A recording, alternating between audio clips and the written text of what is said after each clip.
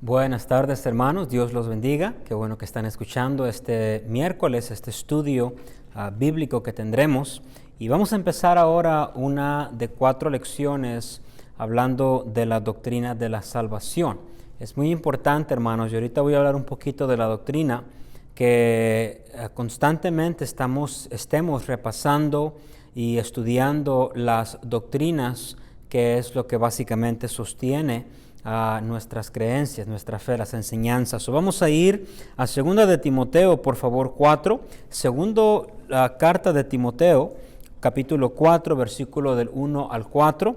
Y otra vez, esto ya lo he enseñado en el pasado. Ustedes que ya fueron discipulados, mucho de lo que vamos a hablar aquí, ya ustedes también lo han estudiado, pero siempre es importante enfatizar las doctrinas de la palabra de Dios. Segunda de Timoteo 4 del 1 al 4. Segunda de Timoteo 4:1 dice: Te encarezco delante de Dios y del Señor Jesucristo, que juzgará a los vivos y a los muertos en su manifestación y en su reino. Que prediques la palabra, que instes a tiempo y fuera de tiempo. Redarguye, reprende, exhorta con toda paciencia y doctrina, porque vendrán tiempos cuando no sufrirán la sana doctrina, sino que teniendo comezón de oír, se amontonarán maestros conforme a sus propias concupiscencias, y apartarán de la verdad el oído y se volverán a las fábulas. La primera enseñanza que vamos a ver esta tarde va a ser la parte 1 de 4 enseñanzas. Vamos a hablar de la doctrina de la salvación. Vamos a orar. Señor, gracias por lo bueno que eres con nosotros. Pedimos que estas 4 lecciones que vamos a estar viendo los miércoles sean edificantes, reafirmantes, Señor, para cada uno de los que estamos escuchando y estudiando tu palabra. Y pedimos esto en Cristo Jesús. Amén. Quiero, hermanos, empezar dando una razón muy importante por lo cual es que constantemente estamos estudiando en nuestra iglesia las doctrinas. Lo que da el crecimiento al Hijo de Dios, hermanos, es las doctrinas o las enseñanzas de la palabra de Dios. La doctrina es la carne de la palabra de Dios, la Biblia. La doctrina es muy importante en una iglesia, en una familia y en un individuo. La palabra doctrina, ¿qué es la doctrina? La palabra doctrina es la palabra enseñanzas. Cuando hablamos de las doctrinas bíblicas, queremos decir las enseñanzas de la palabra de Dios. Eso lo hablamos un poquito este pasado domingo. La doctrina bíblica son enseñanzas encontradas en la palabra de Dios que revelan a Dios, el creador de todas las cosas, y su relación con el ser humano, es decir, con nosotros. El estudio de las doctrinas, hermanos, es muy importante para cada hijo de Dios. El sistema de creencias basado en la Biblia. Las doctrinas nos clarifican lo que creemos, por qué lo creemos y también dónde está en la palabra de Dios. Yo creo que cada persona que va a una iglesia bautista o una iglesia bíblica debería de saber sus doctrinas, qué es lo que la palabra de Dios dice con respecto a lo que creemos, y deberían de saber a la misma vez dónde encontrar algunos pasajes y apoyo bíblico en cuanto a esa doctrina. Ya habiendo dicho eso de las doctrinas, quiero empezar la enseñanza de ahora. Nadie nace, como forma de introducción, nadie nace siendo salvo. Cuando nosotros nacemos con la naturaleza de Adán. Romanos 5:12 dice: Por tanto, como el pecado entró en el mundo por un hombre, y por el pecado la muerte, así la muerte pasó a todos los hombres, por cuanto todos pecaron. 1 Corintios 15:21, porque por cuanto la muerte entró por un hombre, también por un hombre la resurrección de los muertos, porque así como en Adán todos mueren, también en Cristo todos serán vivificados. Todos nacemos no siendo hijos de Dios. Tenemos una naturaleza pecaminosa en nosotros. Por eso es que a los niños, a los pequeñitos, no se les debe de enseñar a pecar, no se les debe de enseñar a mentir, no se les debe de enseñar a decir malas palabras, a esconder el juguete, porque está en ellos el pecar. Nadie les enseña lo malo, al contrario, les tenemos que enseñar lo bueno, porque nacemos con una naturaleza totalmente entregada al pecado, a el mal, y a esa la llamamos la naturaleza de Adán. Este es el pecado insertado o heredado, porque lo heredamos de Adán. Ahora, con el tiempo esto es lo que sucede. Esa naturaleza pecaminosa que nosotros tenemos o nacemos con, empieza a dar en nosotros el fruto del pecado. Y es cuando una persona, un niño, un jovencito ya empieza a pecar voluntariamente. Ahora no es pecador por herencia, ahora es pecador por práctica. Este es el pecado práctico. La persona empieza a mentir sabiendo que es malo mentir, a engañar, a quitarle a alguien, a tener malos pensamientos, a decir palabras no apropiadas, pero ya es voluntario. Ya la persona entiende que está mal y aún así lo hace. Todos entonces nacemos no siendo hijos de Dios, nacemos con una naturaleza pecaminosa. Y es por eso que una persona pecadora como usted, como yo, necesitamos la salvación. Y esta es la doctrina o la enseñanza que estaremos viendo esta tarde. Vamos a ver, hermanos, varios aspectos en cuanto a la salvación. Y vamos a empezar desde el principio, y este va a ser el punto número 1. Antes que una persona obtenga salvación. Ahí vamos a empezar, no vamos a empezar a cómo se obtiene, qué es la salvación. Vamos a ver antes que una persona obtenga salvación. Debemos entender cómo está, cuál es su condición. Antes de que una persona llegue un día donde reciba la salvación, porque no nacemos siendo hijos de Dios, como muchas personas piensan. La salvación se debe de recibir voluntariamente. ¿Qué es lo que es? ¿O cuál es la condición de una persona antes de obtener salvación? Y tengo varias verdades, varios puntos, y vamos a tratar de cubrirlos todos. Vamos a ver los estados de las personas sin Dios. Esto es usted o yo antes de recibir la salvación. Primeramente, el primer estado. Sin Dios, una persona está espiritualmente muerta. Sin Dios, una persona está espiritualmente muerta. El libro de Efesios, si quieren encontrarlo está bien, si no yo lo voy a leer, tengo varios.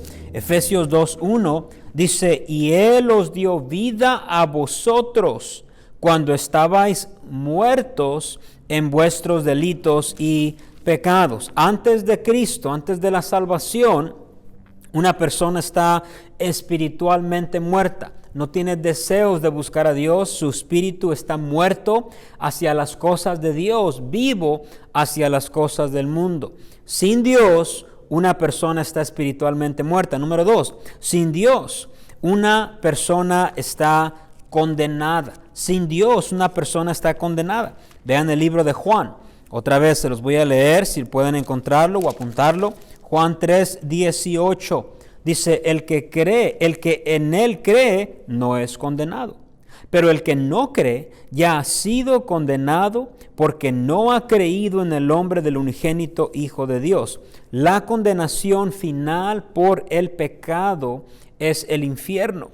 Una persona sin Dios, hermanos, está condenada al infierno. No todos vamos a ir al cielo. No todos somos hijos de Dios. Una persona sin Dios está condenada al cielo. Número 3, sin Dios, una persona está bajo condenación. No, ya leímos eso, perdón. Sin Dios, una persona está bajo la ira de Dios. Juan 3:36, sin Dios, una persona está bajo la ira de Dios. Juan 3:36, el que cree en el Hijo tiene vida eterna, pero el que rehúsa a creer en el Hijo, no verá la vida, sino que la ira de Dios está, tiempo presente, sobre él. Sin Dios, una persona está bajo la ira de Dios. Número siguiente, sin Dios, una persona es esclava del pecado, esclava del pecado. El libro de Romanos 6, 17. Romanos 6, 17. Dice así la palabra de Dios: pero gracias a Dios que aunque erais esclavos del pecado, habéis obedecido de corazón aquella forma de doctrina a la cual fuisteis entregados y libertados, porque éramos esclavos, ahora somos y libertados del pecado, vinisteis a ser siervos de la justicia. Una persona sin Dios es esclava al pecado. No hay otra opción más que pecar, más que seguir la corriente del mundo, más los hábitos malos y pecaminosos. Y esa es la única vida que una persona sin Dios conoce. Es esclava del pecado. Ella puede creer o pensar que es libre, pero no es libre, es esclava del pecado. Eso es lo que la Biblia enseña.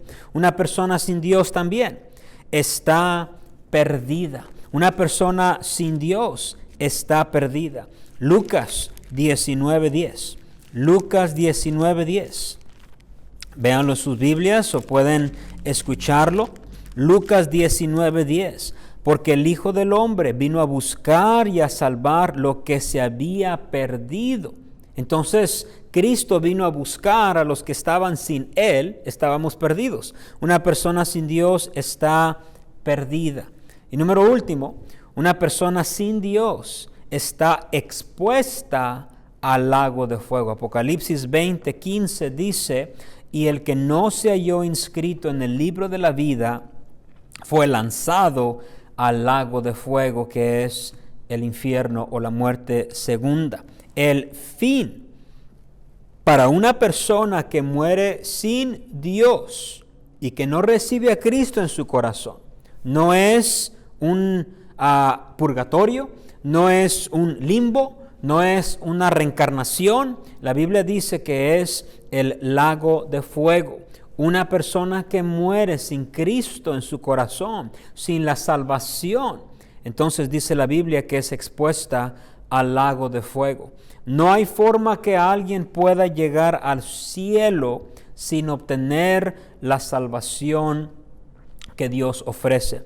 Primeramente, o la primera área, aspecto de la salvación que vimos es este: antes que una persona obtenga salvación, está perdida, está condenada, está muerta, rumbo al infierno, es esclava del pecado. Y bueno, ya vimos varias cosas. Número 2, ¿cómo es que se obtiene la salvación? Bueno, ya nacimos, ya crecimos, pero ¿cómo es que una persona puede obtener la salvación?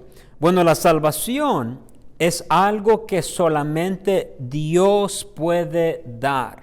Una persona no puede ganar la salvación con su comportamiento, yendo a la iglesia, leyendo la Biblia, haciendo obras, rezándole a algo o haciendo mandas o sacrificios, nada de eso.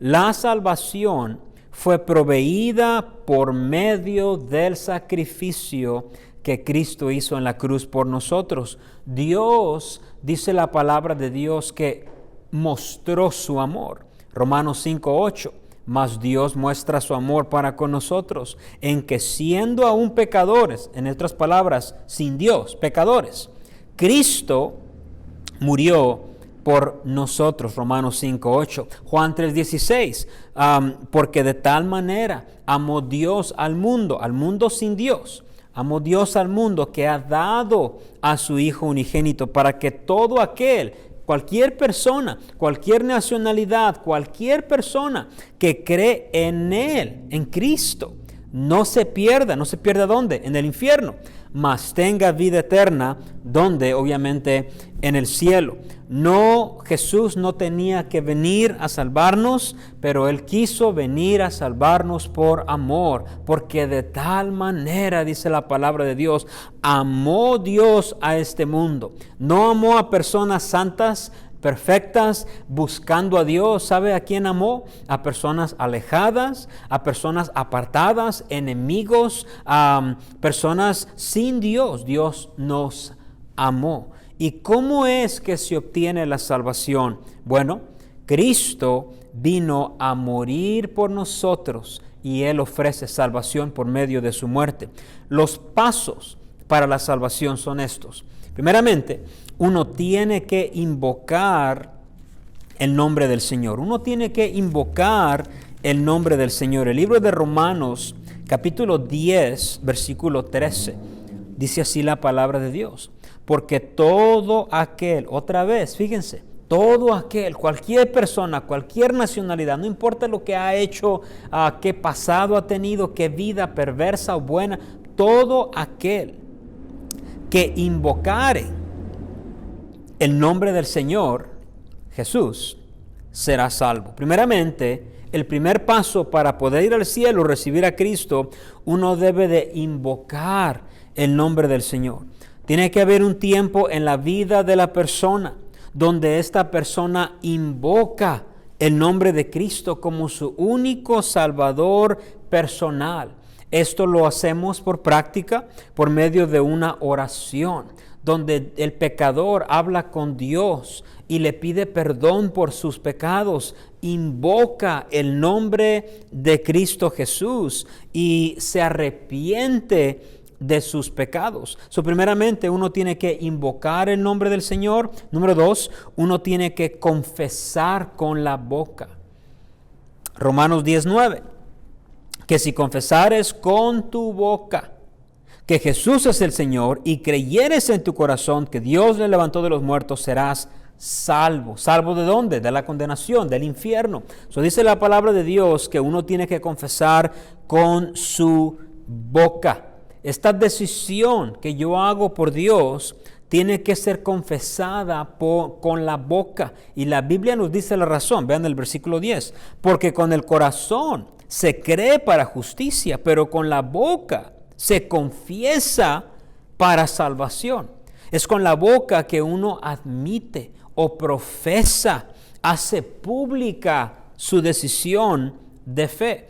A esto se le llama a veces una profesión pública de fe. Uno le dice a otros lo que Dios ha hecho en su corazón. Primeramente, la persona debe de invocar el nombre del Señor. Número 2, uno tiene, para recibir a Cristo, la salvación, uno tiene que confesar con la boca.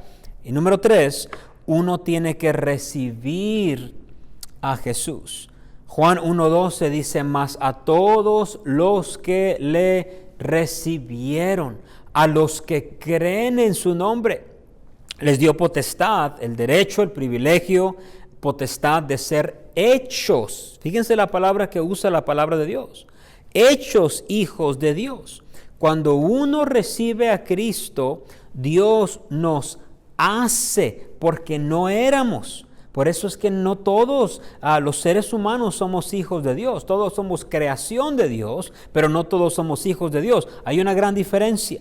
Dice la palabra de Dios, a los que le reciben a Él, a los que creen en su nombre, les dio potestad de ser hechos hijos de Dios.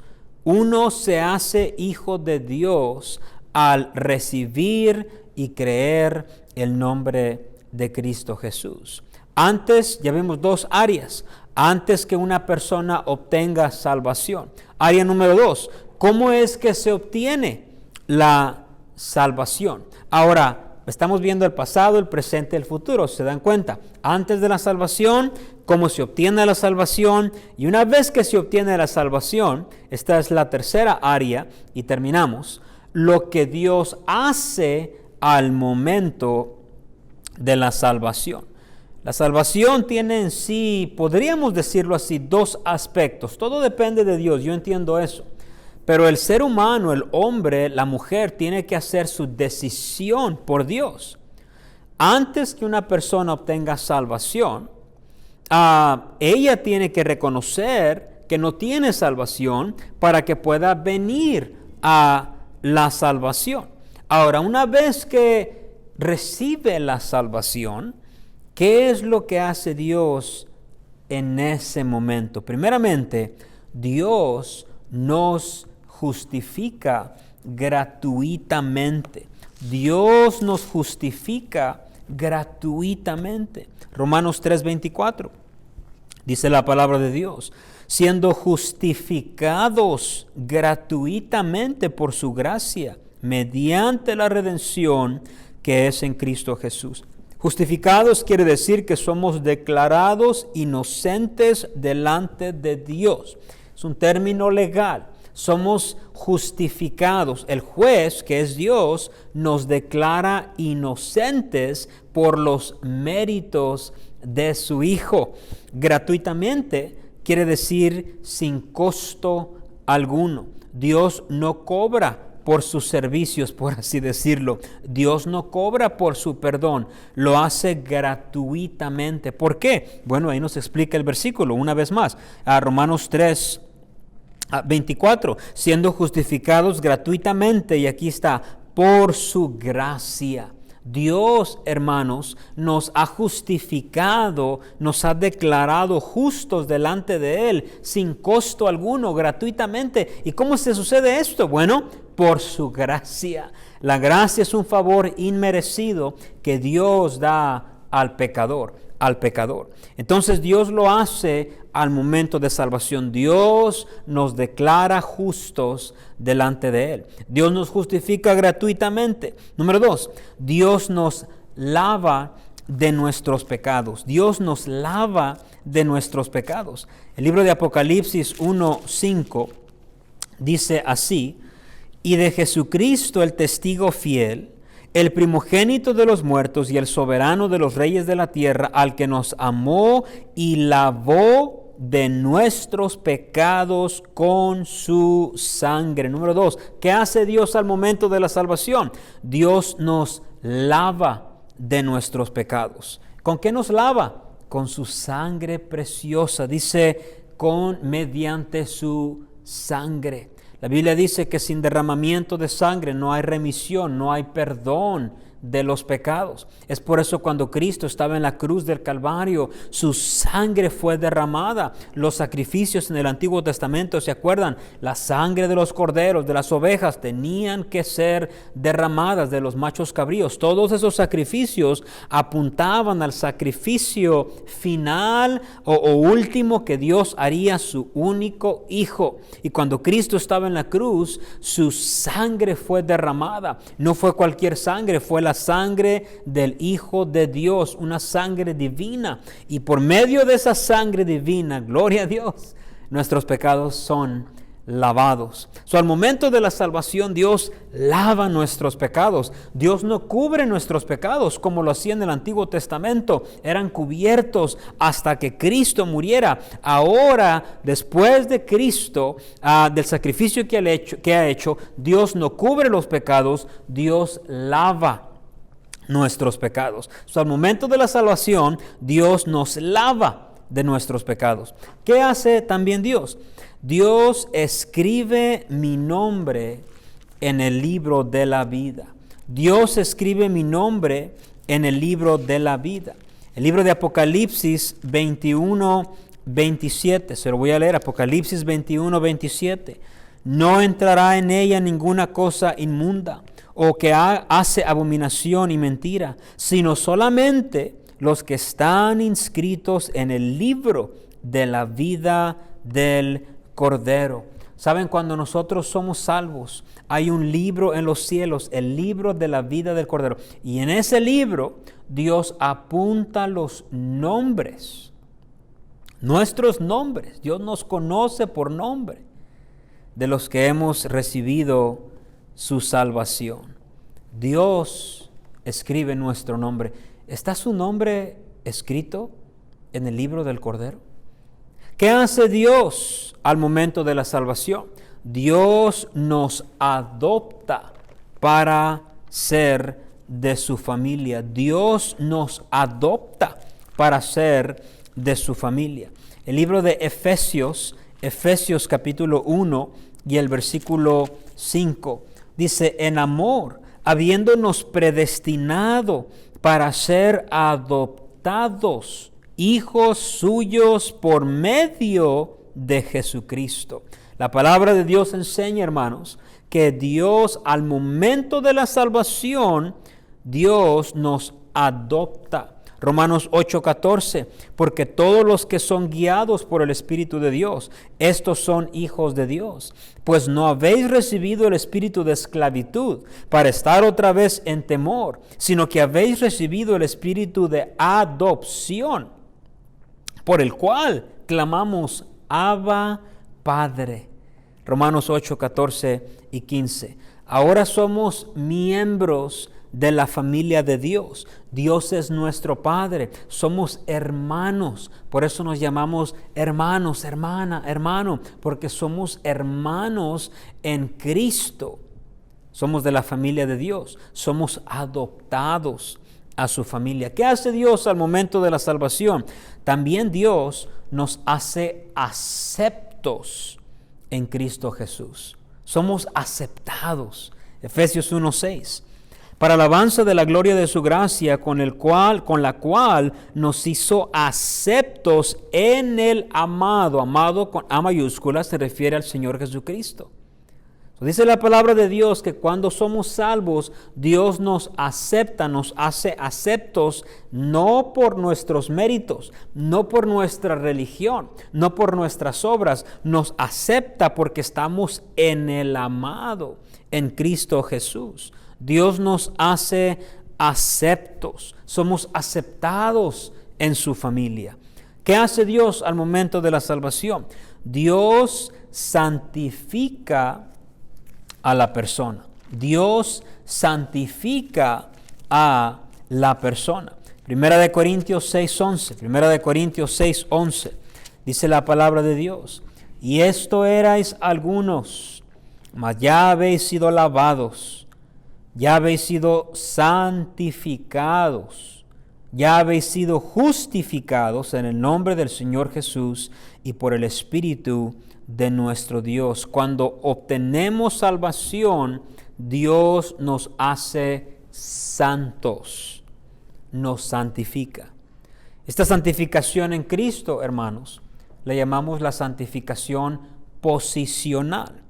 Lo que esto quiere decir es que porque estamos en Cristo Jesús, posicionalmente delante de Dios, somos santos, porque estamos en Cristo, a través de los méritos de Cristo Jesús. Delante de Dios soy declarado justificado, declarado justo. Ahora Dios me ve santo porque me ve a través de su Hijo. Esa es la santificación posicional. Una vez que nosotros obtenemos salvación, posicionalmente, dice la palabra de Dios, ya somos santos. Ahora, nuestro estilo de vida, esa es la santificación práctica.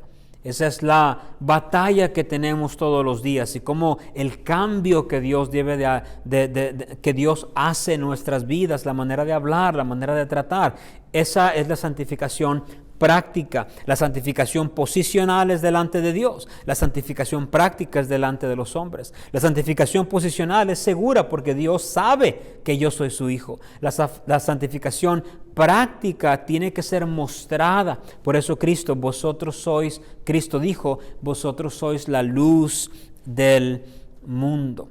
Y para terminar, ¿qué es lo que Dios hace al momento de la salvación? Al momento de la salvación, hermanos, Dios hace a la persona una nueva criatura. Una nueva criatura. Segunda de Corintios 5:17, el famoso versículo. De modo que si alguno está en Cristo, ya obtuvo la salvación. Nueva criatura es. Las cosas viejas pasaron, he aquí todas son hechas nuevas. Dios, hermanos, no nos pone un parche, no nos arregla como algunas personas dicen que Dios nos va formando. No. Dios nos hace una nueva criatura y somos una nueva criatura porque tenemos una nueva naturaleza. El libro de Primera de Pedro enseña que tenemos la naturaleza divina, y porque somos una nueva criatura, ahora que somos salvos, dice la palabra de Dios, las cosas viejas, los hábitos viejos, las formas de hablar viejas, las maneras de ser antiguas, esas cosas ya pasaron, eran de la antigua naturaleza, pero ahora dice, todas son hechas nuevas. ¿Por qué son hechas nuevas? Porque tenemos una nueva naturaleza. Esta nueva creación de Dios quiere vivir de tal manera que haga las cosas viejas que pasen. Esta nueva naturaleza que el creyente tiene, vamos a hablar de ella con detalle en el futuro. Quiere acercarse a Dios, quiere vivir mejor, quiere hablar diferente, quiere vestir diferente, quiere ser una persona totalmente diferente, porque esta naturaleza es santa. Una persona que es un verdadero hijo de Dios tiene un deseo profundo de santificarse para Dios. Deseamos agradar a Dios, deseamos amar a Dios y alejarnos del pecado. No quiere decir que siempre lo hacemos, y no quiere decir que nunca pecamos, o ni vayan a decir, quiere decir que ustedes nunca pecan. No, para nada. Pecamos constantemente. Dice la palabra de Dios que si alguno dice que no peca, pues entonces ha dominado todo su cuerpo, que no ofende en palabra. Todos pecamos. Pero hay un profundo deseo que con el tiempo va practicándose más y más y más, de alejarse del mal, del pecado, del antiguo yo, y ahora vivir bajo el control y el dominio de la nueva naturaleza, la cual es, mediante el Espíritu Santo, nos va santificando. Es algo Dios hace al momento de la salvación. Cuando usted y yo recibimos a Cristo, Dios hizo un montón de cosas, ya las miramos, pero por si fuera poco, Dios nos hizo una nueva criatura. Miramos, hermanos, esta tarde 3 áreas en cuanto a la salvación. Primeramente, antes de una persona obtener salvación, ¿cuál es la condición? No todos nacemos siendo hijos de Dios. La condición antes de Dios. Miramos número 2, ¿cómo se obtiene la salvación? Y miramos en el libro de Romanos, capítulo 10. Tenemos que confesar con nuestra boca, creer en nuestro corazón, recibir a Jesús, mas a todos los que le recibieron, dice la palabra de Dios, a los que creen en su nombre. Y número último, lo que Dios hace al momento de la salvación. Nos justifica, nos hace aceptos en el amado, lava nuestros pecados, nos hace una nueva criatura, nos adopta, escribe nuestro nombre en el libro de la vida.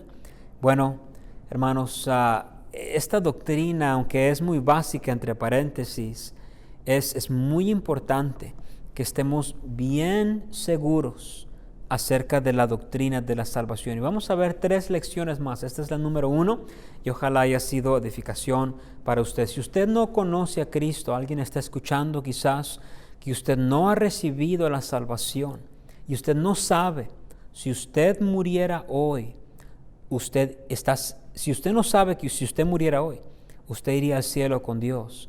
Ojalá pronto se asegure de que sus pecados son perdonados.